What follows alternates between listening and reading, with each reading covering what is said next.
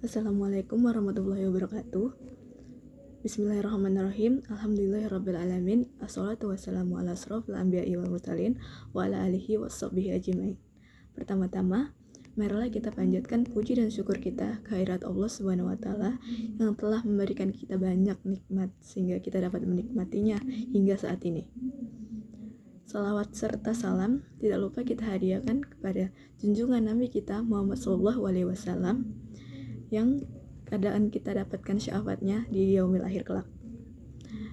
Baiklah, di video kali ini saya akan berpidato singkat dengan materi pendidikan. Kita semua tahu bahwa pendidikan merupakan hal yang penting untuk kehidupan manusia. Pendidikan menjadi fondasi untuk mempersiapkan masa depan yang lebih cerah. Serta pendidikan juga membantu seseorang untuk menjadi lebih baik dan lebih terdidik dan memperluas wawasannya. Pendidikan juga tidak harus kita dapatkan di lingkungan sekolah, tapi pendidikan juga bisa kita dapatkan di dalam keluarga kita, seperti orang tua kita, atau kakak kita, abang kita. Berbicara tentang moral, berarti kita berbicara tentang tingkah laku. Jika kita lihat di televisi, di media sosial, itu pelaku pertama adalah siswa-siswi atau remaja-remaja SMP atau SMA. Itu banyak sekali ditemukan bahwa mereka mempergunakan media sosial itu kadang untuk hal-hal yang tidak baik. Pendidikan moral ini juga merupakan pendidikan yang penting untuk pendidikan agama Islam.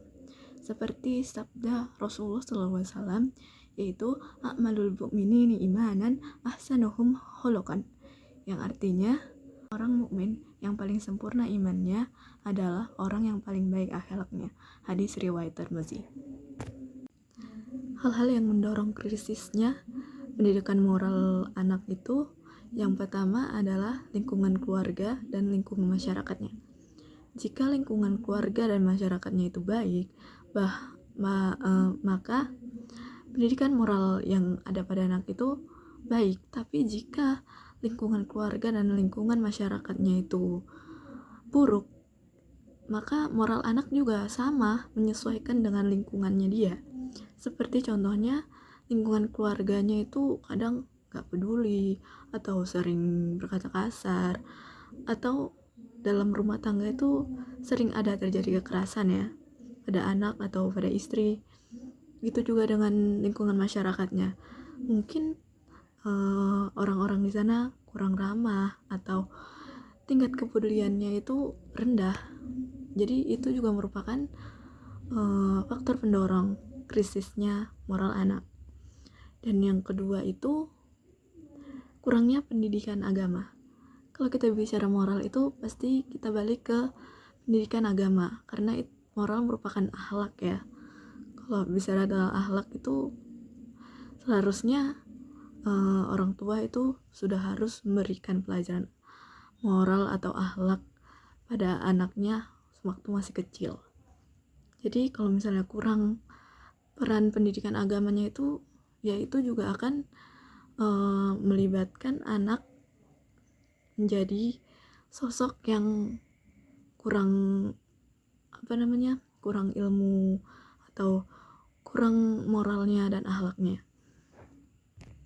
Kita juga bisa lihat ya bagaimana anak-anak zaman sekarang itu memakai media sosial dengan cara yang kurang baik, seperti meninggalkan komentar-komentar yang buruk atau saling menyindir kan.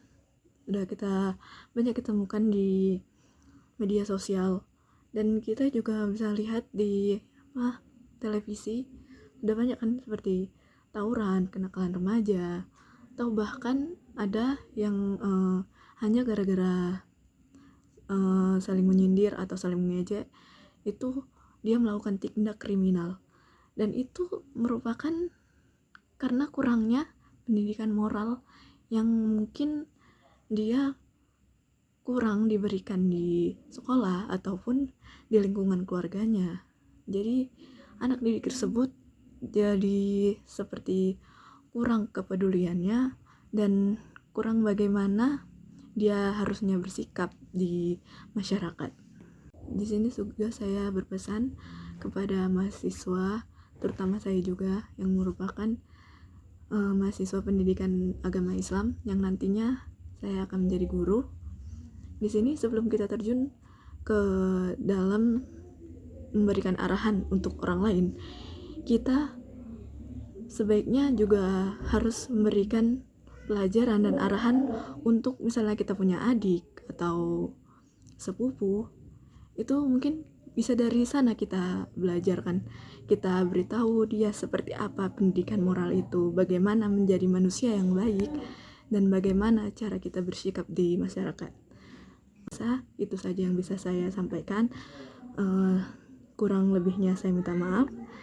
Wabillahi taufiq wal hidayah. Wassalamualaikum warahmatullahi wabarakatuh.